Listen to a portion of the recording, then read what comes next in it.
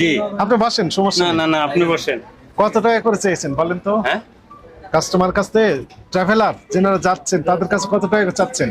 450 থেকে 500 বিক্রি করতেন, তো এখন দেখা যাচ্ছে সেই টিকিট 1100 টাকা হয়ে গেছে, এই তো। ঈদ উপলক্ষে নিচ্ছেন 1100, যার কাছে যত পাওয়া যায়। অভিযোগকারীর বক্তব্য, এই গাড়িতে আমরা নিয়মিত গাজীপুর চৌরাস্তা দিয়ে সানন্দবাড়ি যাই, 400 থেকে 450 টাকা নিয়মিত ভাড়া নেওয়া হয়। আজ ফোন দিলাম, তারা বলে 1000 টাকা একদর। আপনারা বললেন যে নেই, এটা কি দেখছেন লেখা আছে? তা আপনারা বললেন তো এই নামের কোনো কাউন্টার নেই এখানে। আছে, এখন আছে, দেখলেন আছে। মাফি, জি আসসালামু আলাইকুম, ভালো আছেন? মাফি এন্টারপ্রাইজ এর টিকিট বিক্রি করছেন আপনি? না না, মাফি এখানে লেখা আছে তো। মাফি আসে নাই এখনো।